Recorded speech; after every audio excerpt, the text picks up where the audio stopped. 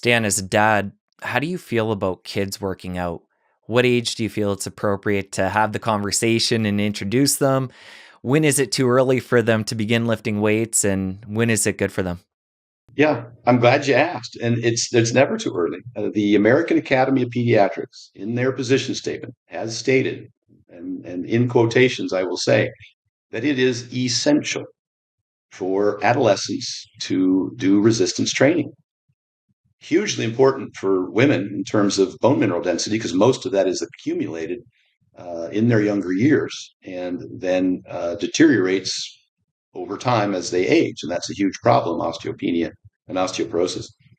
It not only is less injurious as as a physical activity than almost any comparator, I think right up into and including swimming of all things. Certainly any contact sport, there's fewer injuries in weightlifting than that. 65% of the injuries from weightlifting are from dropping a weight on yourself, not from lifting the weight. It does not cause stunt growth. It's a complete myth. There's no evidence to support that.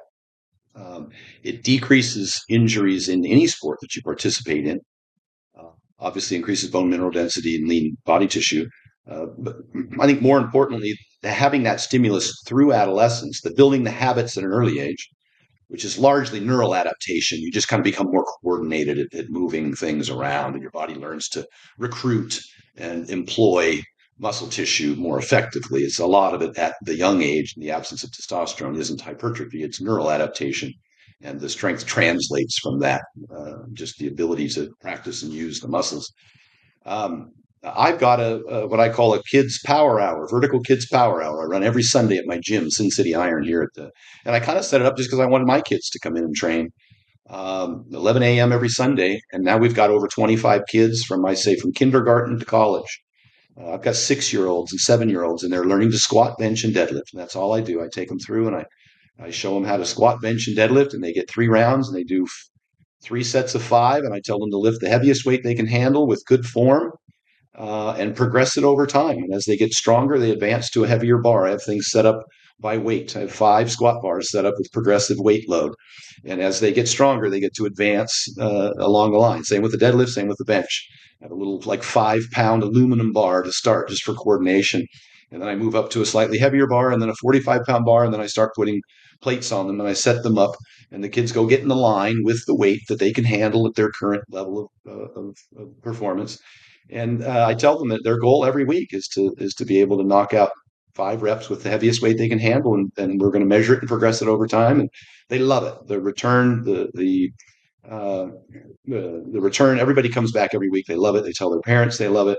I make it fun for them, and we it's great. But at any age, there's a fantastic series of articles.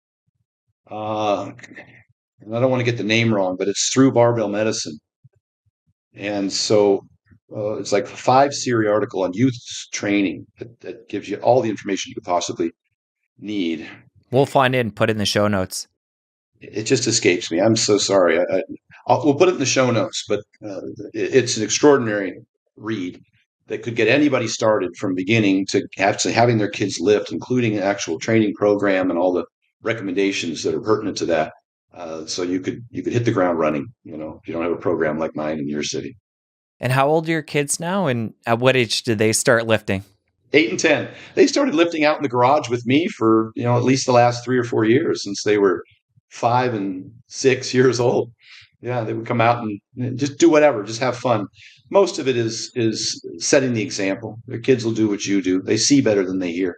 And if you're out there exercising and doing push-ups and squats, and then they want to come out and hang out with you, and then they want to try what you're doing, and just having that influence, that role model, I think is what's most important, and making it fun for them. And we know that kids who participate in more sports do better in sports, as opposed to those who specialize in high school and college. If you multiple sports people, athletes, actually have better long-term results in sports. If you enjoyed that clip, press here for the full episode. I'll see you over there. Oranges are very high on the satiety index, as are potatoes, to be honest. Boiled potatoes I have in all of my weight loss clients' diets because they're really high on the satiety index. Carbohydrates don't need to be demonized. The reason I like them, if we're having this discussion about athletes, is because they